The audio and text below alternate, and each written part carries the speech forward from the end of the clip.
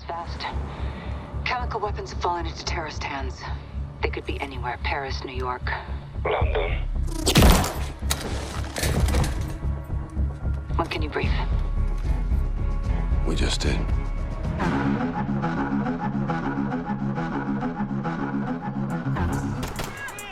Hi everyone, it's Russ from the Essential Gamer UK, and today I'm going to be talking to you about the Call of Duty Modern Warfare campaign, which came out back in October this year. It's now December, so if you haven't played the game and you want to avoid spoilers, just a heads up, I may have some spoilers in this, so it's up to you if you want to continue watching, or alternatively you can just listen to it with your eyes closed and enjoy what I'm saying about it. Obviously, Infinity Ward and Activision have had this newest installment to the Modern Warfare franchise, which is great. Everybody's been waiting for it, and I think they've done a great job. The scenery, the gameplay, the story itself, I really enjoyed. I've revisited to several of the levels just so I can relive those moments over and over again, which is great, and that's something that I think a lot of people will do, especially with regards to doing the house clearances and especially the embassy. The embassy, I think, is quite possibly the hardest level that they put out there, just because it's just sheer madness.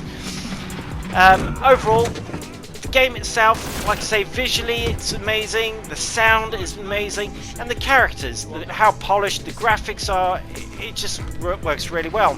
Captain Price back into the fold, and you're introduced to the likes of Sergeant Garrick, who's SAS. Now, with regards to the house clearance, I really recommend getting a decent set of headphones and enjoying what Call of Duty have done here.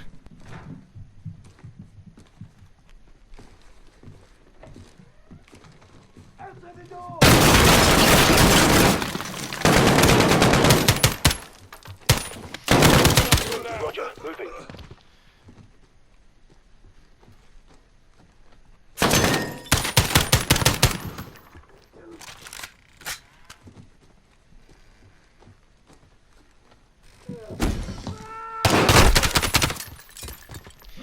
After having played Little Pig Let Me In by playing the big bad wolf in that scenario, it certainly shows you exactly the sound that I was after. With regards to the characters, I mean, the night vision is great, and the showing of the IR flashes, brilliantly done. The movement of the characters on the stairwells, the stacking up, it just works really well. As with all the Call of Duty games, they have their little prelude of a character, so you can invest a little bit of emotion into them, which is great, and it works well. You kind of understand what those characters have gone through and where their journey has actually ended up. Kind of it allows you to understand how the Uzbekistan Liberation Force had come into play, obviously fighting against the Russians, kind of similar to Afghan. And what I like about the game, it does do tip its hat towards the likes of certain situations and places that have actually historically taken place. For example, this scene here being the embassy. The embassy itself is a great mode, and as I said earlier, it's probably one of the hardest because you're just overrun like crazy. Losing visual on the lighting, using loomies to get your character to see what's going on, and with the enemy constantly advancing, using darkness to their benefit. The embassy itself, obviously, like I said, the tip of the hat goes to the Benghazi embassy, where the US ambassador, John Stevens, unfortunately passed away during riots at the embassy. He didn't get shot, he actually died of smoke inhalation. There's also the Highway 80 from Iraq, which is also known as the Highway of Death, from back in the 90s during Desert Storm and the 2003 US and UK or coalition forces going into Iraq back then.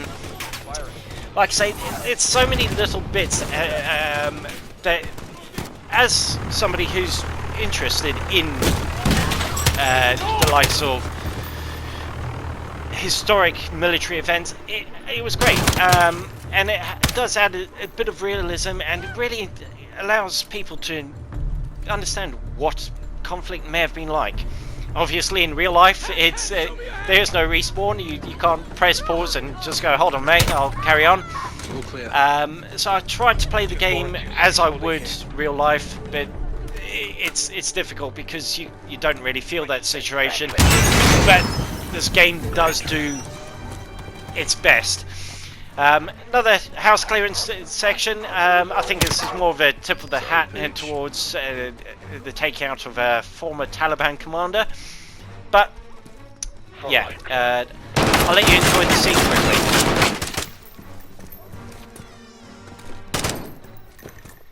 Left door's all you, Sergeant.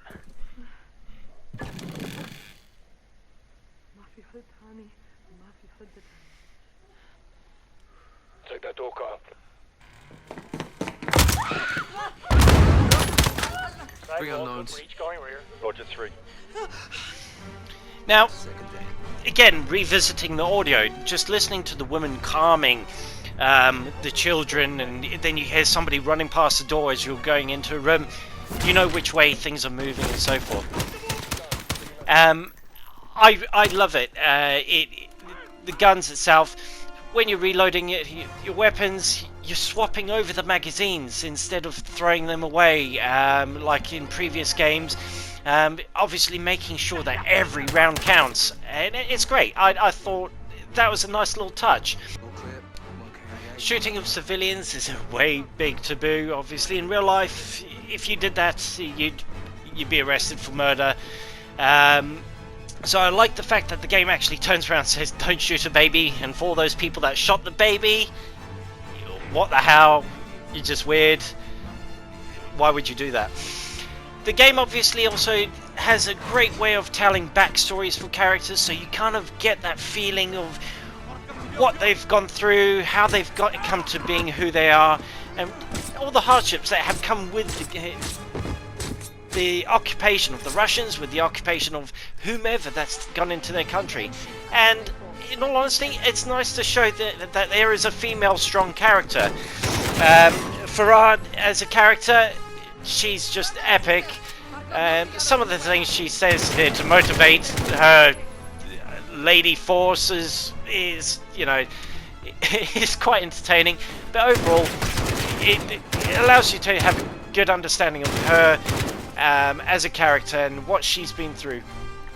Again, it's all certain modes that you'll notice in the multiplayer. Like in the background, you've got the bridge, which is obviously a multiplayer level, and it's great that they kind of intertwine quite nicely.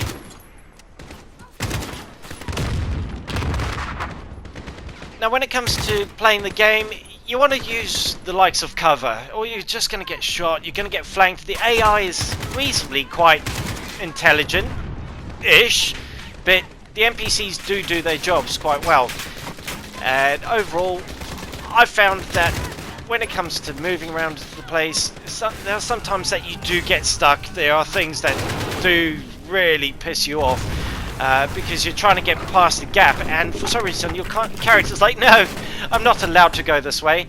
Of course, everybody would like a free roaming Call of Duty, having that ability to play a game as open worlds could be. I don't think it would work necessarily, because Call of Duty, you're investing into basically a cinema experience as a game, I guess, is the only way I can describe it. And yeah, it feels like you're playing an action movie. It feels like you're a part of something. I mean, the scenes like this one with the fire that's happening in it just really works well. And for me, fire's a big thing, and sometimes game developers get it wrong, and it doesn't look right. It looks too fake, or the background looks too fake, but the fire looks too real. I think they balance this quite nicely. You're put into situations where you have to make a timed incision or do whatever, like disarming bombs, for example. Exactly when I say not before. Yeah, it's great. You've moved into places like Russia and and you've got this opportunity to take out a character or capture a character for the story to progress, for you to find out who's involved in stealing these weapons of mass destruction, and obviously supporting the terrorist cells. There are times where you are challenged by really random gunfights, but the ability to now link onto a corner, peer around it, pick up weapons that of other characters, especially when you're not having to go silent, is great. And yeah, just making sure that you use the options and the ability of your character to the best, otherwise you're going to miss out on certain things. I enjoyed the ability to peel around a corner, watch civilians run like crazy people away from mass gunmen.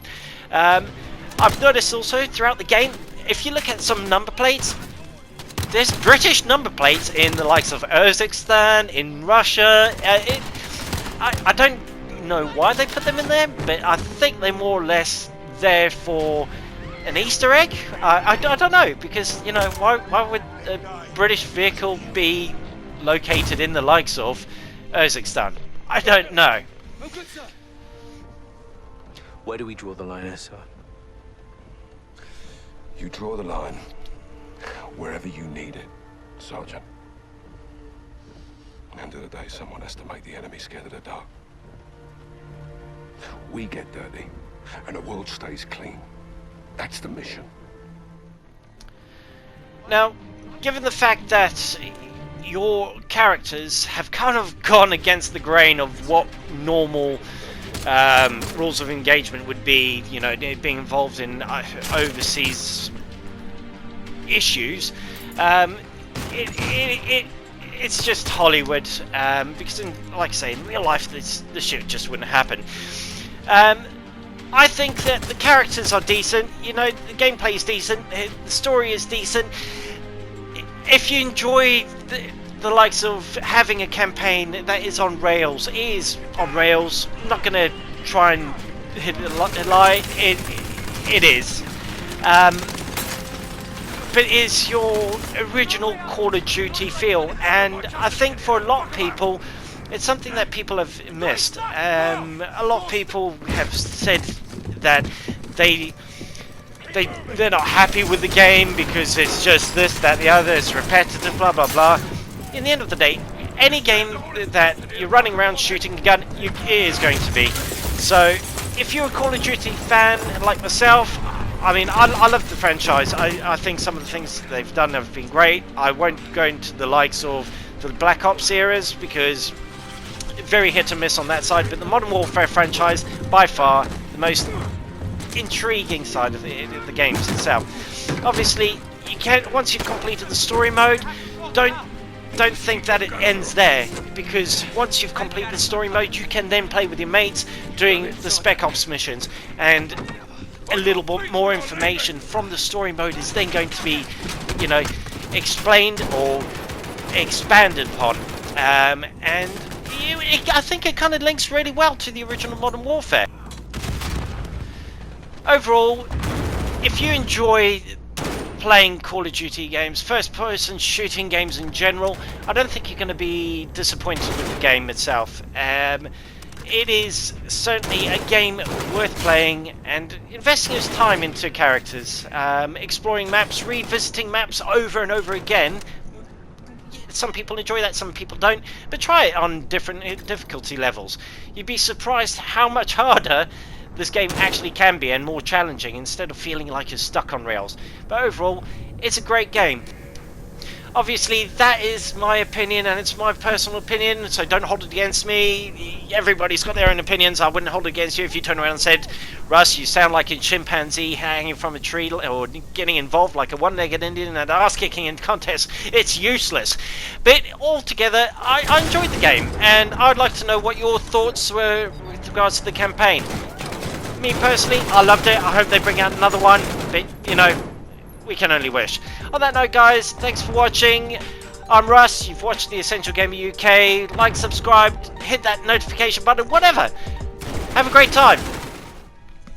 Just before I go, I just want to talk about the Battle Pass. They've just released the Battle Pass for the multiplayer, so you can obtain free stuff, or you can buy the Battle Pass and earn the 100 tiers worth of loot, getting your new characters.